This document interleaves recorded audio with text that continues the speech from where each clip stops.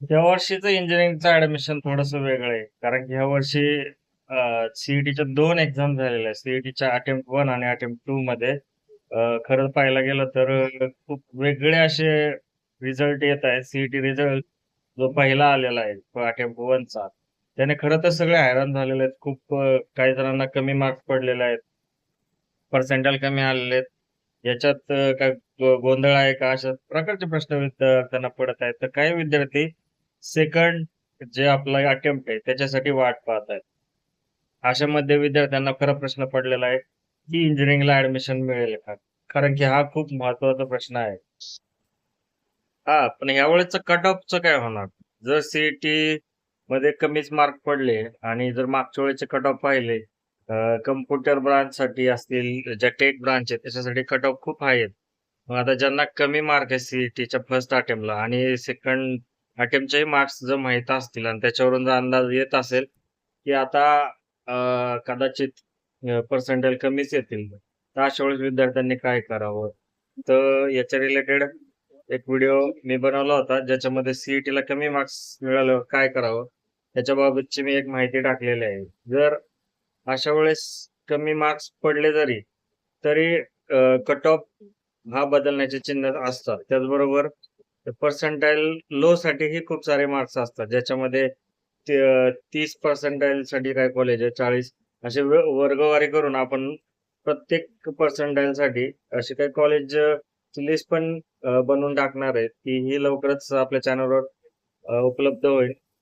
सध्या तरी इंजिनिअरिंगच्या फर्स्ट अटेम्प्टच्या रिझल्ट नंतर ज्या विद्यार्थ्यांना कमी मार्क्स मिळालेले आहेत, त्या विद्यार्थ्यांनी अजूनही होप्स न सोडता या सगळ्या गोष्टी ऑप्शन फॉर्म, कॅप राउंड 1, 2, 3, 4 कसे असतात, ऑप्शन फॉर्म कसे भरायचे असतात, या सगळ्या गोष्टीची माहिती करून घ्यावी. कॉलेजची लिस्ट कशी बनवावी, या सगळ्या गोष्टीचा म्हणजे खरं तर माहिती करून त्याची एक लिस्ट काढून घ्यावी.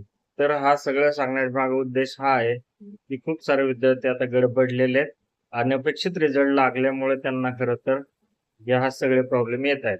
आता आपण बोललो ज्यांना कमी पर्सेंटाइल आहे. आता ज्यांना फर्स्ट अटेम्प्टमध्ये चांगले पर्सेंटाइल आलेले आहेत, असे विद्यार्थी ज्यांना 95 प्लस सीईटीमध्ये मार्क्स आहेत, अशा विद्यार्थ्यांसाठी तर सर्व दरवाजा आता उघडेच आहेत. त्यांना चांगली ब्रांच, चांगले कॉलेज असे सगळे ऑप्शन पाहायला मिळत आहेत. त्याच्यामुळं त्यांनी विशेष करून जे आत्ता सध्या चांगले मार्क्स मिळाले आहेत त्याचा फायदा घेऊन चांगले कॉलेज मिळवण्याचा प्रयत्न करा.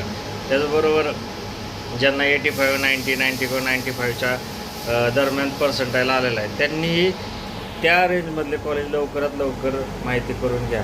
काय होतं, बऱ्याच जणांना पर्सेंटाइल असतो 85 आणि ते टार्गेट करतात 90 पर्सेंटाइलवाले कॉलेजेस किंवा आवाक्या बाहेरचे कॉलेजेस जरी टाकले गेले तरी ते मिळाले नाहीत. तर ऑप्शन फॉर्म व्यवस्थित भरल्यांना गेल्यामुळं सीट पहिल्या दुसऱ्या राऊंडमध्ये फुल झाल्यानंतर अशा काही कॉलेजला ॲडमिशन घ्यावं लागतं, जिथे ॲडमिशन खरं तर आपल्या पर्सेंटाईलनुसार मिळालं नको होतं. म्हणून ह्यावेळेस कदाचित सीईटी सेलच्या नियमात काय बदल होईल, कॅप राऊंडच्या प्रोसेसमध्ये बदल होईल. ते प्रोसेसचे दरवेळेस माहिती घेणंही तेवढंच महत्त्वाचं राहणार आहे आणि योग्य ते कॉलेज आणि योग्य ती ब्रांच घेऊन लवकरात लवकर आपलं ॲडमिशन करून घेणं हे सगळ्या विद्यार्थ्यांसाठी खूप महत्त्वाचं असेल. हे झालं एक जनरल आत्तापर्यंतची माहिती. आता मी बोलतो थोडंसं विद्यार्थ्यांच्या अडचणीबद्दल. आता बऱ्याच विद्यार्थ्यांना अडचणी असतील, तर अशा विद्यार्थ्यांनी काय करावं, आपल्या चॅनलवर तुम्ही डायरेक्टली कॉन्टॅक्ट करा.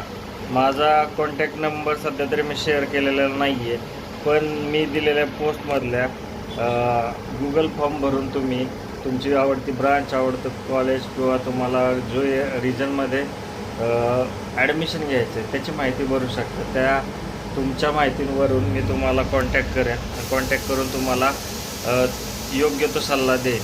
खरं पाहता बरेचसे लोक आता काउन्सलिंग किंवा पेड काउन्सलिंगच्या ह्या साहाय्याने ॲडमिशन मिळवण्याचा प्रयत्न करत आहे. पण त्याच्यामध्ये मी एक माझ्या अनुभवातून किंवा माझ्याबरोबरचे जे सहकारी आहेत त्यांच्या अनुभवातून जे काही ॲडमिशन रिलेटेड माहिती तुमच्यापर्यंत पोहोचवण्याचा प्रयत्न करतो आहे. त्याच्यातून काय होतं, बऱ्याच विद्यार्थ्यांना फीची व्यवस्थित माहिती नसते, स्कॉलरशिपची माहिती नसते.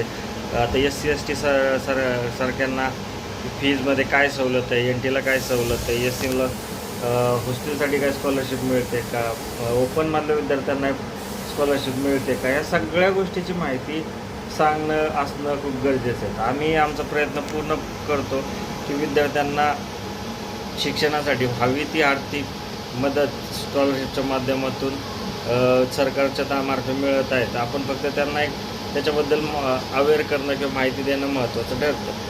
फक्त विद्यार्थ्यांनी राईट वेळेस योग्य कागदपत्र तयार करून घ्यावी, त्याचबरोबर ह्या प्रोसेस फॉलो कराव्या, हीच तेवढी अपेक्षा असते. तर विद्यार्थ्यांना खरं तर ह्या प्रोसेसेस योग्य त्यावेळेस फॉलो करणं खूप गरजेचं राहील. अजून काय सांगायचं झालं तर इंजिनिअरिंग ॲडमिशनच्या व पुढच्या महिन्याभरातल्या सर्व प्रवासात आम्ही बरोबर असणार आहे. आता बऱ्याच यूट्यूब चॅनलवर तुम्ही पाहता असताल की कॉलेजच्या लिस्ट आल्या असतील, 50 ते 30% तर 80% कोणते कॉलेजेस ते तुम्हाला मिळू शकतात. हे सगळे संभाव्य याद्या तुम्हाला मिळाल्या असतील. पण विषय असा आहे की तुम्ही ते सगळं बघितल्यानंतर एक गोष्ट डिसाईड करा की आपल्याला नक्की काय करायचं. कन्फ्यूज होऊ नका, कारण की बरेच विद्यार्थ्यांना कम्फर्ट लेवलच्या बाहेर जायचं नसतं, घरात शेजारचं कॉलेज घ्यायचं असतं किंवा आपल्या एरियातलं, आपल्या शहरातलं, आपल्या जवळचं कॉलेज घ्यायचं असतं. ह्याच्या पलीकडे जाऊनही करिअरचा विचार करा, इंजिनिअरिंगचा विचार करा.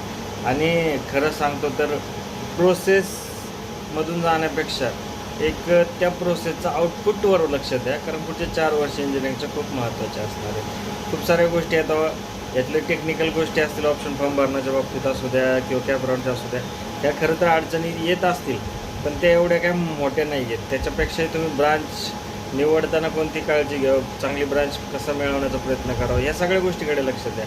आणि खूप डिटेलमध्ये गेलो तर खूप साऱ्या गोष्टी आहेत, त्या हळूहळू आपण मी तुम्हाला सांगणारच आहे. आणि व्हिडिओ जेवढा तुम्ही पाहत राहता तेवढं तुम्हाला त्याचा फायदा होतो. शेवटी काय, मी अशा चांगल्या माहिती तुमच्यावर पोहोचत राहील. त्यासाठी व्हिडिओ नक्की पाहत राहा, चॅनलला सबस्क्राईब करा, शेअर करा मित्रांना, आणि आवडलं तर सल्ला नक्की ऐका. धन्यवाद.